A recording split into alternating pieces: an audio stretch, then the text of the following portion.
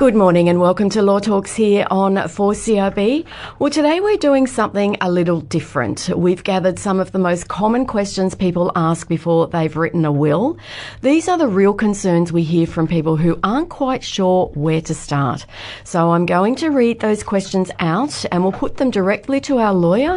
And today we're joined by wills and estate lawyer Leigh Steyn from Attwood Marshall Lawyers. Thanks for joining us today, Leigh. Thanks for having me, Robyn. Well, Leigh, I'm going to read through these questions and we'll quick fire our way through as many as we can. Great. Let's go. All right, here we go. A lot of people listening may not have a will at all. How common is that and why do so many people put it off?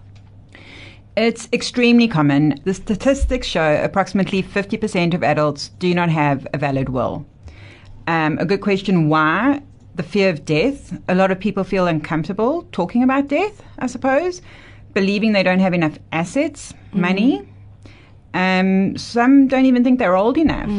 The mindset is they're too young. Once you turn 18, you should have a will in place. And there's also a lot of procrastination. Okay. Yeah. And Leigh, what information should someone bring to their first will appointment? Well, the most important person you can bring is yourself. Okay. And just be ready to explain everything. Explain your family situation. Tell us what your assets are. You may wonder why we want to know all of this, but it's important because we need to know what the personal circumstances are around the people. That may include things like you've got a disabled child or a strange child or something like that. And then also just bring a list of your assets and your debts so we know what you have, because there's some items that you actually can't gift in your will. So we need to work out what you can and what you can't. What to do with those. Yeah. Exactly. Okay, and do I need to list every asset that I own in my will? No. You don't need to list every single asset in your will. Most wills are actually drafted to cover your estate as a whole. So things like bank accounts, investments, personal belongings, they don't need to be individually itemized. However, if there's something like specific, like a family heirloom or a specific jewelry piece that you want to give to somebody, like your daughter, then that's when we list them. The specifics, okay. Now, what happens if I sell something that's been mentioned in my will? Do I need to update it then?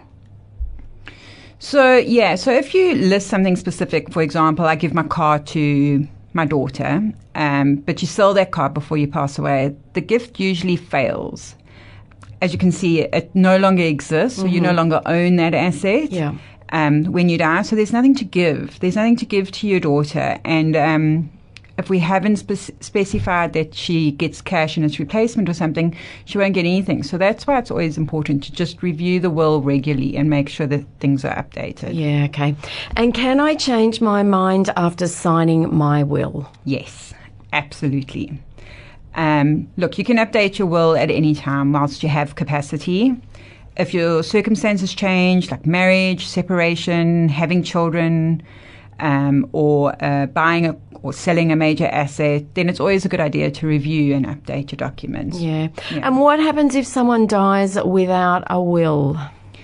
You die intestate then. That's what it's called. And intestate can happen for various reasons. If your will is invalid or if it's poorly drafted or it doesn't deal with all of your assets.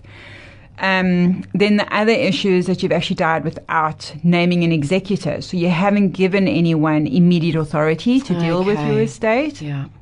So those are the problems of not having a will specifically, And what if I want to leave someone out of my will? Can I do that? Yes, you can. You can leave somebody out. But I feel there's a but. Yes, there is a big but.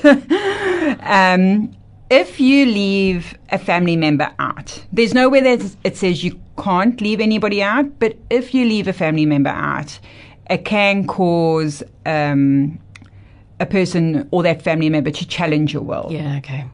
Which becomes expensive and completely unnecessary. So we just need to make sure that your will is structured correctly and everything is put into place to make sure that there's no disappointment. And that leads me to my next question. Is it better to divide everything equally between children? Good question. And I would have to say it's dependent on the family and their circumstances, yeah. Sometimes you can divide it equally. Sometimes you can give some children more than others. So it all depends on the circumstances. So if there was a child that had special needs, for argument's sake, you probably wouldn't leave it equally in that case. Well, you would possibly actually leave them more. Yeah. And then you would put it into a trust of some sort. So that's a great example of how distribution can be unequal to different children. Yeah. Okay. Now, this is always one, and I remember doing a segment with you on this particular topic. Can I leave money to my pet? Yes, we did talk about this previously. So no, you can't leave money directly to a pet, but you can leave it to someone, or you can leave it in a trust, and you can disclose that you want it to be used for their food, well-being, that sort of thing. Their care and everything like that. All right, and who should I choose as my executor? Excellent question, Robyn. Your executor is the person who makes sure that the will and your wishes are carried out. So they're the ones that collect the assets, they pay your debts, and they distribute everything. And may even manage, if you do a trust, they can manage that for years to come. So you need to make sure that it's somebody that is willing to do this job. And it's a lot of responsibility. It is a lot of responsibility. Often people choose their spouse or their children, and I always just say, make sure they're not the busiest family member, that they've actually got time to deal with the winding up of your estate. And once my will is signed, where should I keep it? With the lawyer who drafted the will. Because if you think about it, only an original will be accepted. Yes. So if you lose it, or if your house burns down and the will burns down, you don't have an original will anymore. So it's always good to keep it in a safe space. And many people assume doing a will is complicated and or expensive. Is that true? Well, no will is complicated or expensive if it's done by an estate planner who is structuring it correctly. So your time and money, it won't be wasted. We specialize in this, and we know what the questions need to be asked and everything. Some wills are more expensive, like if you're going to be putting into place a testamentary trust, for instance. But as much as you think it's expensive now, it will actually save your family a lot of money in later days after you've passed. Yeah, sure. Well, Leigh, that's all we have time for today. Thank you. That's been incredibly helpful and very practical advice for our listeners. And as we've discussed today, estate planning doesn't have to be complicated, but putting it off can create real stress for the people you care about most. Thanks for joining us today. Thanks for having me. You've been listening to Law Talks here on 4CRB, which you can hear every Friday morning from 9 o'clock.